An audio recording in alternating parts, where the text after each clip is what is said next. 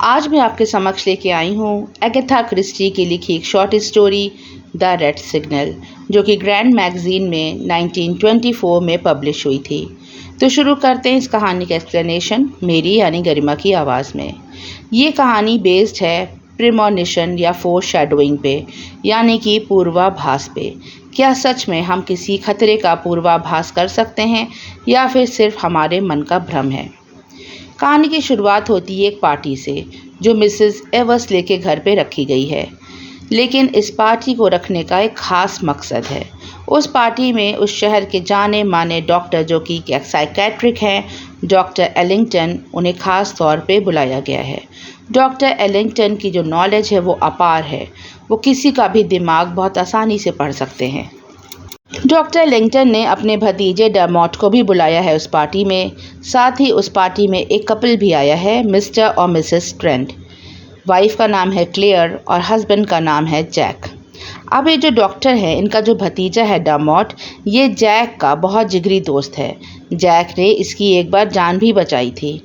लेकिन यहाँ इस पार्टी में कुछ गड़बड़ भी है। डरमॉट को अपने ही जिगरी दोस्त की पत्नी क्लेयर से प्यार हो गया है, लेकिन वो ये बात सबसे छुपा के रखता है। लेकिन अपने अंकल की निगाहों से वो जो अफेक्शन है क्लेयर के लिए वो छुपा नहीं पाता, और उसके अंकल थोड़ी ही देर में समझ जाते हैं कि डरमॉट खतरे में है, क्योंकि उसे क्लेयर से प्यार है।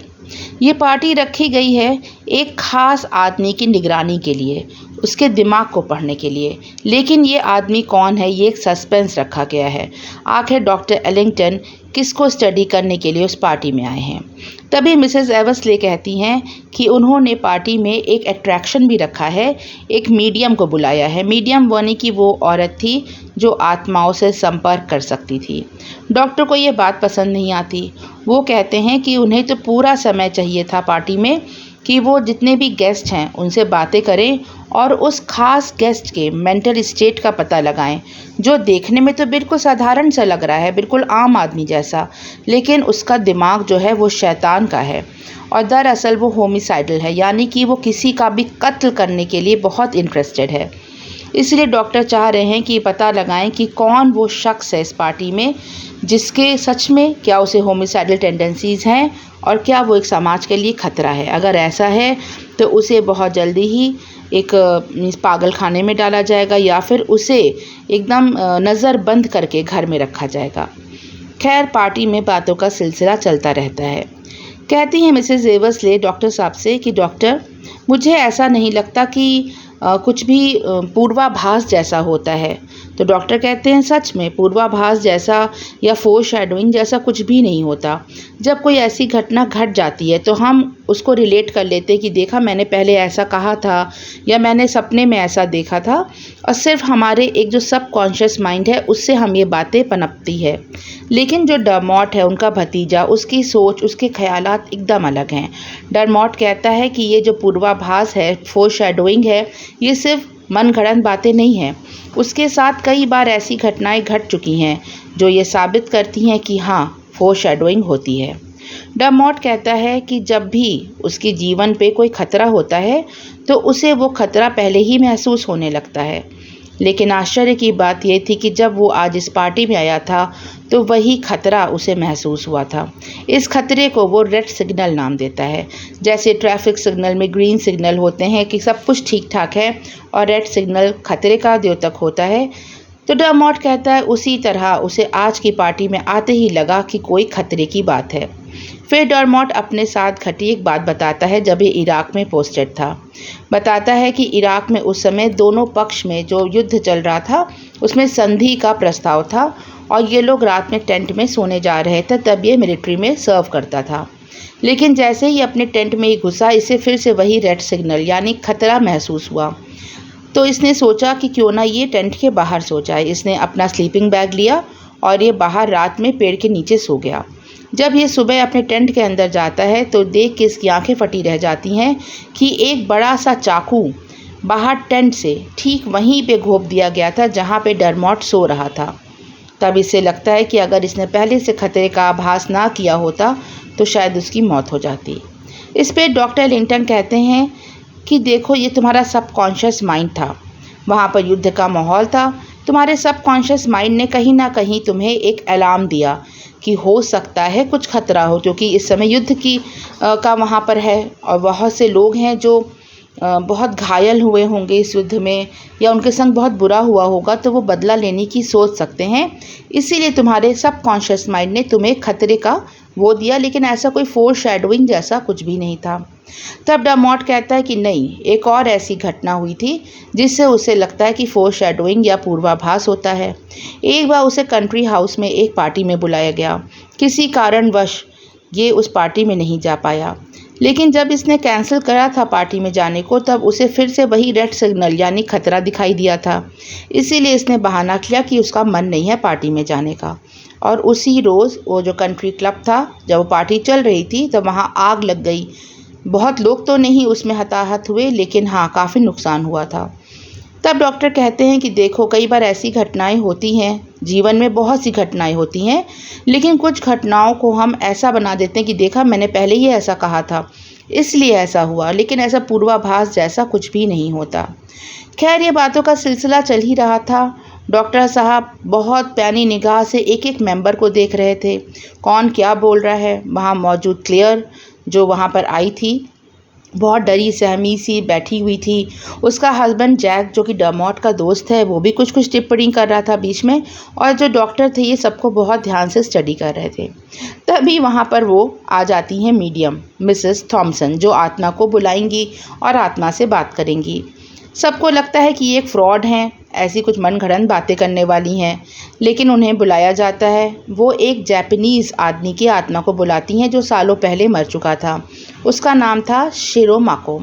पहले शिरोमाको से उसके बारे में पूछा जाता है। वो कहता है कि हाँ, वो मरने के बाद बहुत खुद खुश है और वो बहुत अच्छी कि उसका समय बीत रहा है। फिर वो काफ़ी कुछ बताता है कि उसकी ज़िंदगी कैसी रही, उसके बच्चे थे, उसकी बीवी थी, लेकिन उसके बाद वो अचानक से कहती है उसकी आत्मा कि खतरा है, वो मौत देख सकता है। सब चुप हो जाते हैं अचानक। फिर शिकोमारो की आत्मा कहती है कि कोई भी आज अपने घर ना जाए, क्योंकि जो भी घर जाएगा मौत उसका इंतज़ार कर रही है।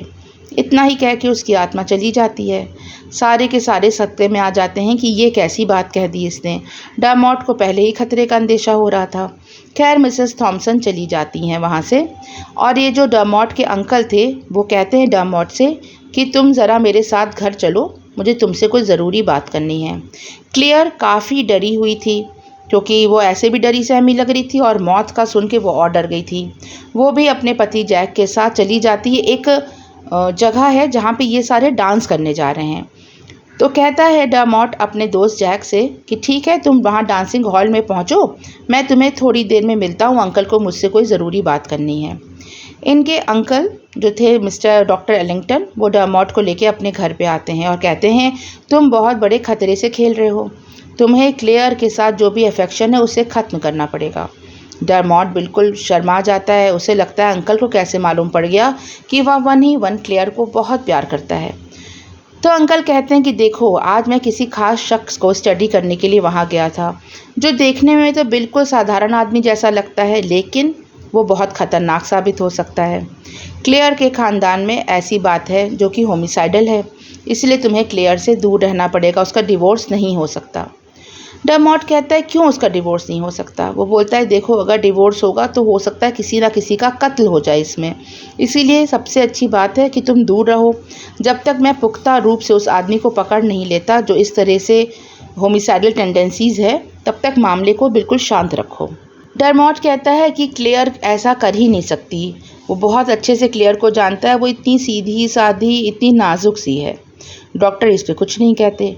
तो फिर कहता है डर्मॉट कि आप कुछ भी बोलिए, मैं आपकी कही बातों पे विश्वास नहीं कर सकता, आपसे भी गलती हो सकती है, और मैं तो क्लेयर से शादी करके ही रहूँगा।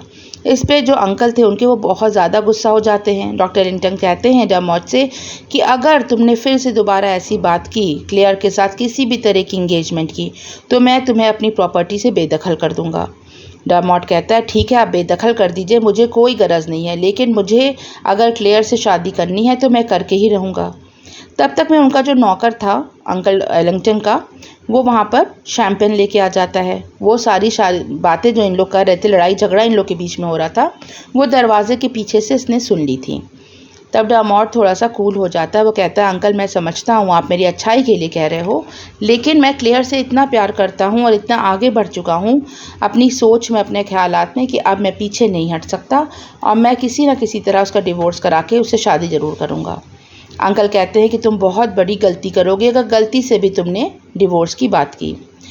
अब यहाँ से डरमॉट सोचता है कि चलो अब यहाँ से वो डांसिंग वाली जहाँ पार्टी होनी है वहाँ जाना है, इसीलिए वो अपने घर जाता है, शायद कुछ रेडी होने के लिए अपने घर जाता है। लेकिन जैसे ही वो घर का दरवाज़ा खोलता है इसे वहाँ पे खतरा महसूस होता है। इसे लगता है कि कुछ ना कुछ तो गड़बड़ है यहाँ कुछ हुआ है ऐसा जो नहीं होना चाहिए था। जब ये घर के अंदर आता है तो देखता है कि कुछ सामान वहाँ पर ज़मीन पे गिरा पड़ा है। इसे आश्चर्य होता है कि घर का नौकर ना जाने कहा है, उसने सफाई क्यों नहीं की, और ये सामान कुछ वास टूटा हुआ पड़ा है, ये कैसे गिरा है। तो वो एक झाड़ू और एक डस्टपैन लेके आता है और वो कूड़ा उठाने लगता है बैठ के। तभी अचानक दरवाजे पे बहुत तेज़ी से खटखटाने की आवाज़ आती है। ये वही डस्टपैन लिए दरवाज़ा खोलता है तो देखता है कि पुलिस इंस्पेक्टर आए हैं। पुलिस इंस्पेक्टर समझते हैं कि ये घर का नौकर है और सफाई कर रहा है। पूछते हैं, तुम्हारा मालिक कहाँ है। डरमॉट थोड़ा सख्ते में आ जाता है कि पुलिस आखिर उसके घर क्यों आई है। वो झूठ बोल देता है, कहता है कि वो डांसिंग मीन्स जो पार्टी है वहाँ पर गए हुए हैं। पुलिस कहती है, अच्छा ठीक है, हम यहीं पे इंतज़ार करते हैं, देखते हैं वो कब तक आएगा। ये चुपचाप खड़ा रहता है। वहीं टेबल पर एक बॉक्स रखा हुआ है। पुलिस का जो असिस्टेंट है वो बॉक्स खोलता है, उसमें एक रिवॉल्वर थी। डरमॉट देख के चौंक जाता है क्योंकि रिवॉल्वर उसकी नहीं थी। पुलिस पूछती है, रिवॉल्वर तुम्हारे मालिक की है। डरमॉट कहता है, नहीं, उनके पास तो रिवॉल्वर है ही नहीं। कहता है, अच्छा तुम्हें क्या पता, अगर मालिक ने रिवॉल्वर रखी भी होगी तो तुम्हें क्या पता, ये तुम्हारा मालिक जो है वो एक खून करके आया है अपने ही अंकल का। अब ये बात सुन के डरमॉट के होश उड़ जाते हैं कि उसके अंकल अभी तो ठीक ठाक थे, कुछ देर पहले उससे मिल के आया है और उनका कत्ल हो चुका है। उसे उसी जो मीडियम थी, वो जो मिसेस थॉमसन थी, उसकी बात याद आती है कि कोई घर मत जाए, आज उसे एक कत्ल दिखाई दे रहा है। ये समझता है कि किसी ने ट्रैप्स बनाया है इसके लिए। घर पे आके चुपचाप से कोई आया था जब भी वास टूटा पड़ा था। जब ये किचन की तरफ जाता है देखता है पीछे की खिड़की खुली पड़ी है, उस खिड़की से नीचे जाने का रास्ता था। ये समझ जाता है खिड़की के रास्ते कोई आया है, रिवॉल्वर उसने रखी है, उससे एक वास टूट गया है और वो भाग गया। ये पुलिस इंस्पेक्टर से कहता है, ठीक है मैं आपके लिए कोई ड्रिंक लेके आता हूँ। पुलिस कहती है, ठीक है ले आओ। ये चुपचाप से अंदर जाता है और उस खिड़की के रास्ते नीचे भाग जाता है। जब ये नीचे भाग के मोड़ पे जाता है आगे, तो उसे वहाँ पर कोई खड़ा दिखाई देता है। वह उसका दोस्त जैक था। वह कहता है, अरे दोस्त मेरी मदद करो, मुझे किसी ने फंसाया है, मेरे अंकल का कत्ल हो चुका है। उसका दोस्त उसे तुरंत हेल्प करता है, उसे अपनी कार में बैठाता है। उधर पुलिस भी इसका पीछा करने लगती है कि ये कहाँ जा रहा है। ये जो था जैक डरमॉट को लेके अपने घर आता है तो डरमॉट से कहता है कि तुमने अपने अंकल का कत्ल कर दिया है और पुलिस मुझसे भी पूछताछ करने आई थी। तो डरमॉट बिल्कुल चौंक जाता है। वो जैक से कहता है, तुम जानते हो मेरे पास गन नहीं है, किसी ने गन प्लांट की है मेरे घर में और मैं अपने अंकल से इतना प्यार करता था, मैं उन्हें क्यों मारूंगा। तभी अचानक से जैक का जो हाव भाव था वह बदल जाता है। वह कुर्सी पे बैठ जाता है और हिस्टेरिकली एकदम पागलों की तरह हंसने लगता है। कहता है, अब तो तुम बुरी तरह फंस चुके हो, अब तुम क्या करोगे। तुम मेरी पत्नी से प्यार करते थे, तुम जानते हो मैं उसे लॉक करके दरवाजे के पीछे रखता हूँ हमेशा, और अगर वो निकलने का प्रयास भी करे तो मेरे पास एक बहुत बड़ा सा चाकू है जिससे क्लेयर बहुत डरती है। ये बातें सुन के डरमॉट को अचानक से कुछ याद आता है। अपने अंकल की कई बातें याद आती हैं कि क्लेयर के ख़ानदान में कोई दिमागी तौर से बीमार है। डरमॉट को अब अंकल की कही बहुत सी बातें याद आती हैं कि अगर डिवोर्स का नाम लिया जाएगा तो एक कत्ल होगा। दरअसल वो कत्ल जैक ही कर देता क्लेयर का। अंकल समझ गए थे बातों बातों में ही कि जैक ही जो है वो दिमागी तौर से परेशान है, वो होमिसाइडल है, वो किसी का कत्ल कर सकता है।